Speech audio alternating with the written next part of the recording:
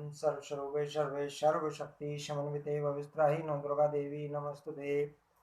गायत्री महिमा तथा पूजा विधि। भगवान नारायण कहते हैं, नारद, भिन्न पाद वाली गायत्री ब्रह्म हत्या का शमन करती है। अभिन्न पाद वाली गायत्री का जप किया जाए तो पुरुष पाप का भागी बन जाता है। सुव्रत धर्मशास्त्रों, पुराणों और इतिहासों में गायत्री विविध प्रकार की मानी गई है।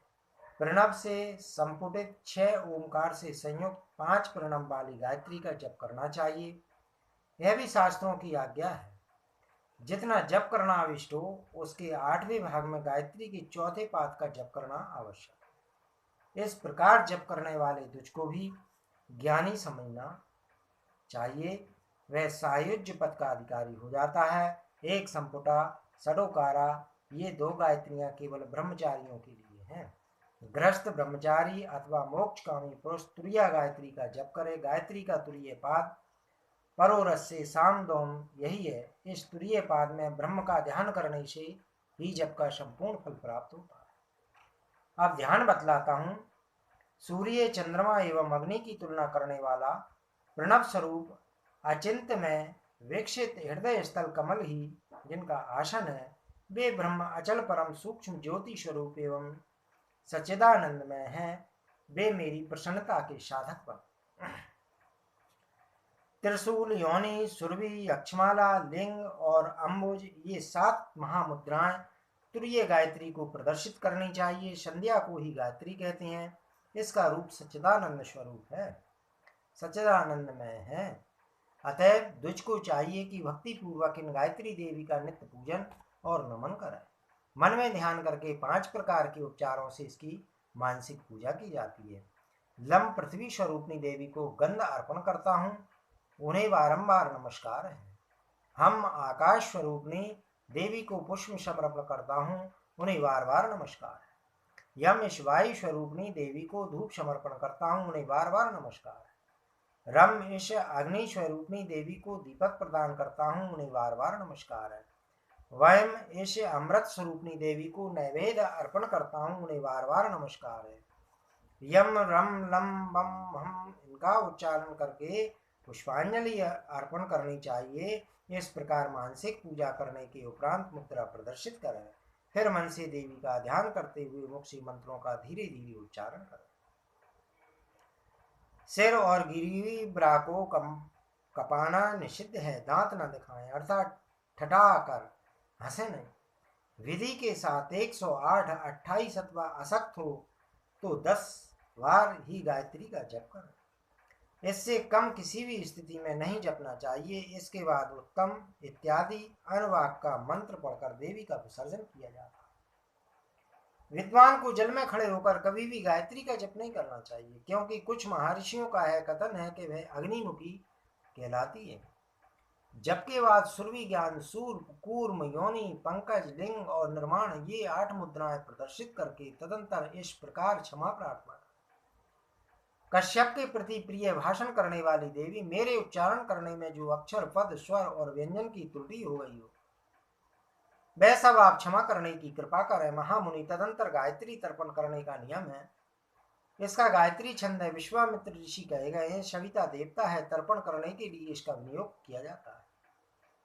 तर्पण का यह नियम है: भू से ऋग्वेद पुरुष का, भुवा से यजुर्वेद का, स्वर से सामवेद का, महा से अथर्ववेद का, जन्हा से इतिहास पुराण का, तपा से संपूर्ण आगम शास्त्रों का, सत्यम से सत्यलोक संज्ञक पुरुष का और ओम भू से भूरलोक संज्ञक पुरुष का, भुवा से भुवलोक पुरुष का, स्वर से स्वरलोक पुरुष का, ओम भू से 1 पदा नाम वाली गायत्री का, भुवा से 2 पद वाली गायत्री का, स्वाहा से 3 पद वाली गायत्री का तथा ओम भूर्भुवः से चतुष्पदा गायत्री का मैं तर्पण करता हूँ, यूँ कहना चाहिए। इसके बाद उपसी, गायत्री, सावित्री, सरस्वती, वेदमाता, पृथ्वी, अजा, कौशिकी, शांकृति और सार्वार्जती, इन नामों का उच्चारण करके भगवती गायत्री का तर्पण करना चाहिए।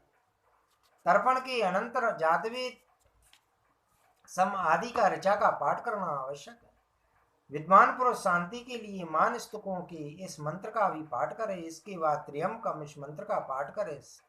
शांत्यर्थ तच्छंद तो इस मंत्र का भी जप किया जाता है। इसके बाद देवागातु इस मंत्र को पढ़कर अपने दोनों हाथों से संपूर्ण शरीर का स्पर्श करे। फिर श्योना पृथ्वी इस मंत्र को पढ़कर पृथ्वी देवी को प्रणाम करने का विधान है। श्रेष्ठ तुझको चाहिए कि वे प्रणाम करते हुए समय नियम अनुसार अपने नाम और गोत्र का उच्चारण कर ले। इस प्रकार का विधान प्रातः काल की संध्या का कहा गया है। संध्या कर्म समाप्त करके स्वयं अग्निहोत्र भी करे। होम करने के पश्चात सावधान होकर 5 देवताओं की पूजा करनी चाहिए। 5 देवता है भगवती शिवा, शंकर, गणेश, सूर्य और विष्णु। पुरुष सूक्त व्याहित मूल मंत्र अथवा श्री स्थित इस मंत्र से पूजा की जा सकती है। मंडल के मध्य भाग में भवानी की पूजा होनी चाहिए। ईशान कोण में माधव की, अग्नि कोण में गिरिजापति शंकर की, नैऋत्य कोण में गणेश की और वायव्य कोण में सूर्य की क्रमशः स्थापना करके पूजा कर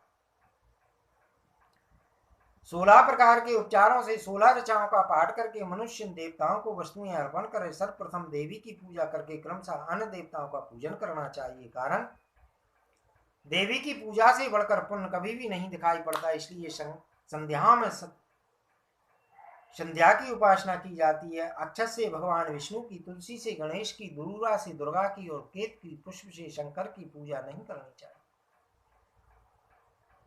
मालती, चमेली, कुटज, पनस, किंसुज, बकुल, कुंद, लोद, करवीर, सिंसपा, अपराजिता, अगस्त, मंदार, सिंदूरवार, पलास, दूर्वा, बिल्वपत्र, कुस्की, मंजरी, सलकी, माधवी, मंदार का पुष्प, केतकी, कचनार, कदम्ब, नांकेसर, चंपा, जूही और तगर आदि पुष्प भगवती को अत्यंत प्रिय हैं। गुग्गल के भवानी के लिए धूप और तिल के तेल से दीपक प्रज्वलित करना चाहिए।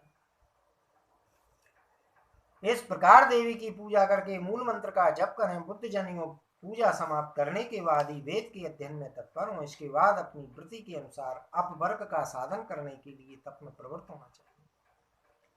विद्वान पुरुष दिन के तीसरे भाग में नियम पूर्वक इस तप का अवकाश प्राप्त करता है। श्री नारद जी ने कहा, मानद, अब मैं श्री देवी की विशेष पूजा का विधान सुनना चाहता हूं, जिसके करने से मनुष्य कृत हो जाता है। भगवान नारायण कहते हैं, देव ऋषि भगवती जगदम्बा की पूजा का क्रम कहता हूं, सो सुनो। है प्रसंग भुक्ति मुक्ति प्रदान करने वाला तथा स्वयं अखिल आपत्तियों का निवारक है। सर्वप्रथम आचमन करके मौन होकर संकल्प करें। भूत शुद्धि आदि करना आवश्यक है। मात्र का न्यास करके सडन न्याय करना चाहिए। बुद्धिमान पुरुष संघ की स्थापना करके अर्ध आदि सामग्री एकत्रित करें। पूजन उपयोगी उपस्थित द्रव्यों का अस्त्र में जल से प्रोक्षण करें। फिर गुरु से आज्ञा लेकर पूजा आरंभ करें। प्रथम पीठ की पूजा संपन्न करके देवी का ध्यान करने का नियम है। भगवती के प्रति सदा भक्ति और प्रेम पूर्वक आसन आदि उपचार अर्पण करने के पश्चात पंचामृत एवं रस आदि से उन्हें स्नान कराएं। जो पुरुष पांडु संज्ञ के गन्ने के रस से भरे हुए सैकड़ों कलशों द्वारा भगवती महेश्वरी को स्नान कराता है, उसका फिर जगत में जन्म नहीं होता। इसी प्रकार जो पुरुष वेद का पारायण करके आम अथवा ईख सिक्के रस से भगवती जगदम्बा को स्नान कराते हैं, उनके घर से लक्ष्मी और सरस्वती कभी दूर नहीं होती। जो श्रेष्ठ मानव वेद का पारायण करते हुए दाग के रस से भगवती जगदम्बा का अभिषेक करते हैं, वे अपने कुटुंबों सहित रस में जितने रेणु हैं उतने वर्षों तक देवी लोक में प्रतिष्ठित होते हैं। कर्पूर, अबूर, केसर, कस्तूरी और कमल के जल से वेद पाठ करते हुए देवी को स्नान कराने वाले पुरुष के सैकड़ों जन्मों के उपर्जित पाप भस्मीभूत हो जाते हैं। जो पुरुष दुग्ध पूर्ण कलशों से वेद के मंत्र पढ़कर देवी को स्नान कराता है, वह कल्प पर्यंत क्षीर सागर में निरंतर स्थान पाता है। दही से स्नान कराने वाला पुरुष दधि कुंड का अधिपति होता है। मधु, घृत तथा शर्करा से स्नान कराने वाले पुरुष को तद वस्तुओं के स्वामी होने की शुद्धता प्राप्त होती है। भक्ति पूर्वक 1000 कलशों से देवी को स्नान कराने वाला पुण्यात्मा पुरुष इस लोक में सुख भोग कर परलोक में भी सुखी होता है। भगवती को 2 रेशमी वस्त्र प्रदान करने वाला पुरुष वायु लोक में जाता है। रत्न जटित भूषण देवी को अर्पण करने वाला मानव दूसरे जन्म में राजा होता है। केसर कस्तूरी की बिंदु ललाट पर सिंदूर एवं देवी के चरणों में महावर लगाने वाला पुरुष देवताओं का स्वामित्व प्राप्त करके इंद्रासन पर विराजमान होता है। साधु पुरुष पूजा की विधि में अनेक प्रकार के पुष्प बतलाते हैं। उन पुष्पों को अर्पण करके पुरुष स्वयं कैलाश धाम पर प्राप्त कर लेता है। भगवती आद्या शक्ति को पवित्र बिल्वपत्र अर्पण करने चाहिए। बिल्वपत्र समर्पण करने वाले पुरुष को कभी किसी भी परिस्थिति में दुख नहीं भोगना पड़ेगा। 3 पत्ते वाले बिल्वपत्र पर रक्त चंदन से यत्न पूर्वक स्पष्ट एवं सुंदर अक्षरों में मायाबीज मंत्र हीन 3 बार लिखे। मायाबीज जिसके आदि में हो उस नाम के साथ चतुर्थी विभक्ति का उच्चारण करके अंत में नमः शब्द जोड़कर ओम ह्रीं भुवनेश्वरी नमः इस मंत्र से महादेवी भगवती जगदम्बा के चरण कमल में परम भक्ति पूर्वक है कोमल पत्र समर्पण करे। जो भक्ति के साथ इस प्रकार भगवती की उपासना करता है वह ब्रह्मांड का स्वामी होता है। अष्टगंध से चर्चित 1 करोड़ नूतन कुंद पुष्पों द्वारा देवी की पूजा करने वाला पुरुष निश्चित ही प्रजापति की पद का अधिकारी होता है। ऐसे ही अष्टगंध से चर्चित कोटि कोटि मल्लिका और मालती से जो भगवती की पूजा करता है वह चतुर्मुख ब्रह्मा होता है। मुनि इसी प्रकार 10 करोड़ पुष्पों से पूजा करने वाले मानव को विष्णु पद की जो देवताओं के लिए भी दुर्लभ प्राप्ति होती है। पूर्व समय में भगवान विष्णु भी अपना पद प्राप्त करने के लिए है व्रत कर चुके हैं। इस प्रकार 1 अरब पुष्पों के चढ़ाने से सूत्रात्मा सूक्ष्म ब्रह्म की प्राप्ति होती है। यत्न पूर्वक भक्ति के साथ सम्यक प्रकार से किए हुए इस व्रत के प्रभाव से ही भगवान श्री विष्णु हृदय गर्भ हुए। जपा कुसुम, अड़हुल, बंदूक, दोपहिया और दाढ़े मनार का पुष्प भी भगवती को अर्पण किया जाता है। ऐसी विधि कही गई है। ऐसे अन्य भी बहुत से पुष्प भगवती श्री देवी को विधि पूर्वक अर्पण करने चाहिए। इसके अनंत पुष्प फल को ईश्वर भी नहीं जानते। जिस जिस ऋतु में जो जो पुष्प उपलब्ध हो सकते हैं उन हजारों पुष्पों से प्रतिवर्ष सावधान होकर भगवती महादेवी की पूजा करना चाहिए।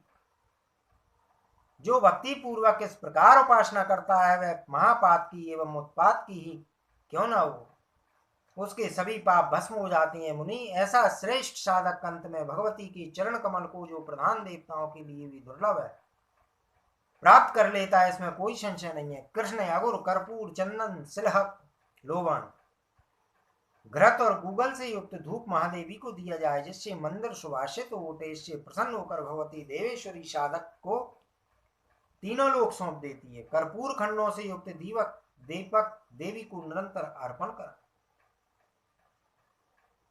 इससे साधक को सूर्य लोक की प्राप्ति होती है। चित्त को सावधान करके सैकड़ों एवं हजारों दीपक देने का भी विधान है। इसके बाद देवी के सम्मुख नैवेद्य का पर्वत जैसा ढेर लगा उसमें लेहे, चौस, पेय और सडरस सभी वस्तुएं होनी चाहिए। अनेक प्रकार के स्वादिष्ट रस से भरे हुए दिव्य फल हों।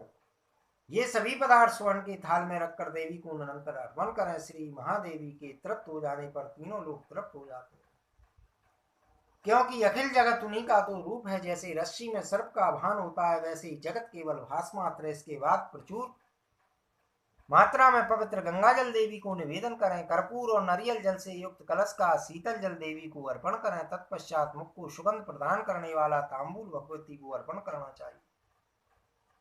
उस तांबूल में कर्पूर के छोटे छोटे टुकड़े, इलायची और लौंग हों। इसे भक्ति पूर्वक अर्पण करने से भगवती प्रसन्न होती है। फिर मृदंग, वीणा, मंजीरा, डमरू और दुंदुभी आदि वाद्यों को ध्वनि से अत्यंत मनोहर संगीत, वेद पाठ, स्रोत और पुराणों के पाठ से भगवती जगदम्बा को संतुष्ट करना चाहिए। तदंतर सावधान होकर देवी को छत्र और चामर अर्पण करें। श्री देवी का नित्य प्रति राजोपचार से पूजन करने का नियम है। जगत को धारण करने वाली भगवती जगदम्बा को अनेक प्रकार से दक्षिणा है। फिर नमस्कार करके बार बार क्षमा प्रार्थना करें। एक बार के स्मरण मात्र से जब देवी प्रसन्न हो जाती है तब उस प्रकार के उपचार करने पर प्रसन्न हो जाए तो इसमें संदेह क्या है। पुत्र पर कृपा करना माता का स्वभाव ही है। फिर जिसने माता के प्रति भक्ति की है, श्रद्धा की है, उसके विषय में तो कहना ही क्या है। इस विषय में एक बहुत पुराना इतिहास तुम्हें बतलाता हूं। मन में भक्ति उत्पन्न करने वाला है। प्रसंग राजा वैदरथ से संबंध रखता है। हिमालय देश में कहीं चक्रवाक पक्षी था। वह अनेक देशों में घूमता घामता काशी में पहुंच गया और भागवश वह पक्षी अन्नपूर्णा के दिव्य स्थान पर जब पहुंचा, अनाथ की भांति अन्न कण के लोभ से ही वह वहां गया था। अनायासी आकाश में घूमते हुए इसके द्वारा मंदिर की प्रदक्षिणा हो गई। किसी अन्य देश में न जाकर वह मुक्ति प्रदायिनी काशीपुरी में ही रहने लग गया। बहुत दिनों के बाद वह मृत्यु को प्राप्त हो स्वर्ग चला गया। वहां दिव्य रूपधारी युवक बनकर उसने संपूर्ण भोग भोगे। स्वर्ग में 2 कल्प तक रहने के पश्चात पुनः भूमंडल पर उसका जन्म हुआ। क्षत्रियों के उत्तम वंश में उसकी उत्पत्ति हुई और भूमंडल पर बृहदरथ नाम से उसकी प्रसिद्धि हुई। वह महान यज्ञशाली, परम धार्मिक, सत्यवादी, जितेंद्रिय, त्रिकालज्ञ, शत्रु विजयी, संयमी और सार्वभौम राजा हुआ। उसे पूर्व जन्म की सभी बातें स्मरण थी जो जगत में सबके लिए दुर्लभ है। परंपरा से उसके इस गुण को सुनकर मुनिगण वहां आए। राजा ने उनका आतिथ्य सत्कार किया। वे सब आसन पर विराजे। तत्पश्चात मुनियों ने पूछा, राजन, किस पुण्य के प्रभाव से तुम्हें पूर्व जन्म की सारी बातें स्मरण हो जाया कर? तुम्हारे द्वारा कौन ऐसा पुण्य कार्य बन चुका है जिससे तुम त्रिकाल ज्ञानी हो गए हो? तुम्हारे इस ज्ञान के रहस्य को जानने के लिए ही हम यहाँ आए हैं। राजन, तुम कपट रहे तो यथार्थ बातें हमें बताओ। भगवान नारायण कहते हैं, ब्राह्मण मुनियों की उपयुक्त बातें सुनकर उन परम धार्मिक राजा बृहद्रथ ने उनसे सारी बातें कह सुनाई। कहा, मुनिवरों, आप सब लोग मेरे त्रिकालज्ञ एवं ज्ञानी होने का कारण सुने। इसके पहले मैं चक्रवाक था। नीच योनि में मेरी उत्पत्ति हुई थी। मेरे द्वारा अज्ञानवश अकस्मात देवी के मंदिर की प्रदक्षिणा हो गई। उसी पुण्य के प्रभाव से मैं स्वर्ग में गया। 2 कल्पों तक वहां सुख भोगता रहा। उत्तम व्रत का पालन करने वाले मुनियों, उसी के प्रभाव से इस भूमंडल पर जन्म लेने पर ही मुझे तीनों काल की बातें जानने की शक्ति प्राप्त हुई। भगवती जगदम्बा के चरणों का स्मरण करने से कितना फल होता है इसे कौन जान सकता हो। आज उनकी महिमा का स्मरण करते ही मेरी आंखों से निरंतर आनंद के आंसू झर रहे हैं। उन कृतज्ञों और पापियों के जन्म को धिक्कार है जो जगत जननी भगवती को अपना उपास्य देवता समझते हुए भी उनकी आराधना नहीं करते। इस संशय शून्य विषय में मैं अधिक क्या कहूं। बस भगवती के चरण कमलों की ही निरंतर उपासना करनी चाहिए। इससे बढ़कर धरातल पर दूसरा कोई क्षेत्र श्रेष्ठ कार्य नहीं है। निर्गुणा तथा सगुणा किसी भी देवी की भक्ति पूर्वक उपासना करनी चाहिए। भगवान नारायण कहते हैं, नारद राजऋषि बृहद्रथ बड़े ही धार्मिक नरेश थे। उनके पूर्वोक्त वचन सुनकर मुनिगणों का हृदय प्रसन्नता से भर गया। वे सभी अपने अपने स्थानों पर चले गए। वे भगवती जगदम्बा किस प्रकार के विलक्षण प्रभावों से संपन्न है, इनकी पूजा के कितने महान फल हैं, इसके विषय में कौन पूछे और कौन उत्तर दे। अर्थात उसके प्रदर्शा और वक्ता दोनों ही दुर्लभ।